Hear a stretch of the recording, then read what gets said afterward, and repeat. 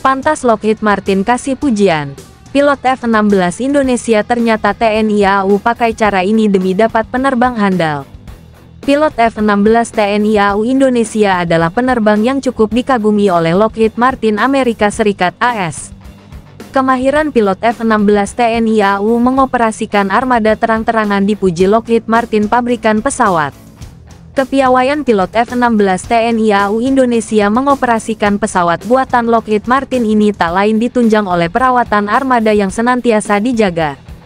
Untuk meningkatkan kemampuan F-16 miliknya, Indonesia bekerja sama dengan Lockheed Martin untuk mendirikan fasilitas Enhanced Mid-Life Update (EMLU). Dengan adanya fasilitas EMLU ini, Indonesia bisa melakukan perawatan tingkat berat sekaligus upgrade bagi armada F-16 miliknya.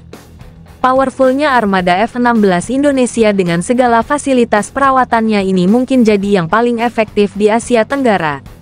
Lockheed Martin selaku kontraktor atas terlahirnya fasilitas EMLU F-16 Indonesia juga menyoroti keberhasilan ini.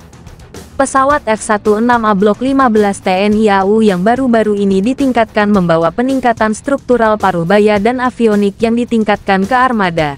Dan sekarang jet ini akan melengkapi F-16 Block 72, jelas LockheedMartin.com. Baginya, Indonesia sudah memiliki infrastruktur prima untuk F-16. F-16 untuk Indonesia, infrastruktur prima dan siap.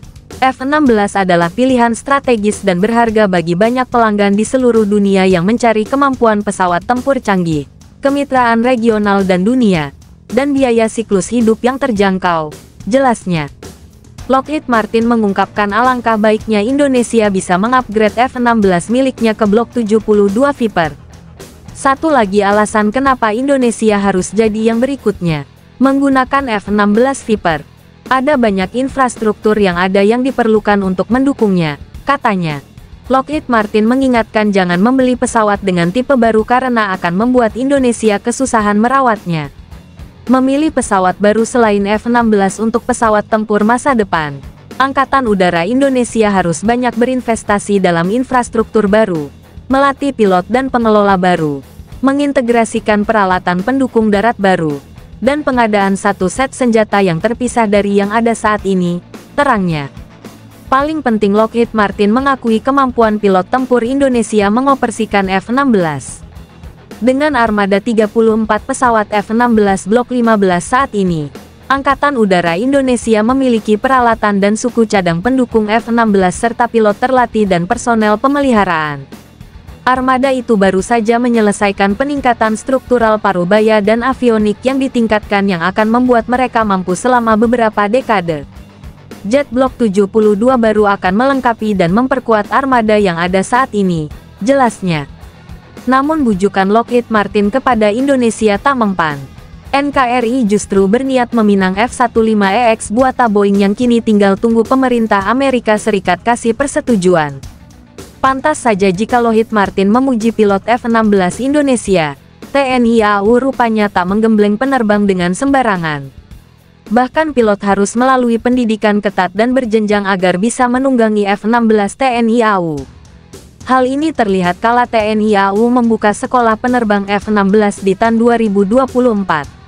Dikutip zonajakarta.com dari akun Instagram @lanut_iswahjudi yang mengunggah sebuah postingan pada tanggal 10 Januari tahun 2024, dan Lanut Iswahjudi secara resmi buka pendidikan transisi F-16CD.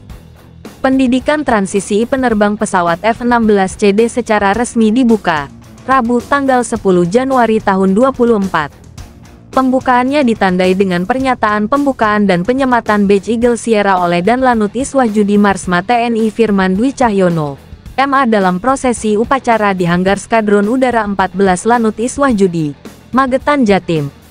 Dalam sambutannya, dan Lanut mengatakan bahwa pesawat F-16 merupakan pesawat tempur modern yang memiliki kemampuan melaksanakan berbagai misi, baik misi tempur maupun non-tempur.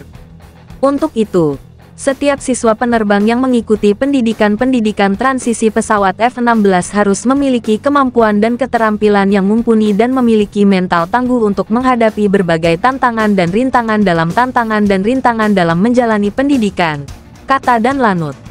Lebih lanjut dan Lanut berpesan kepada Letnan Armando Christian Yosef Siagian, Esther Han, yang akan mengikuti pendidikan transisi, untuk terus berkonsentrasi dan menekuni semua materi pelajaran dan pelatihan.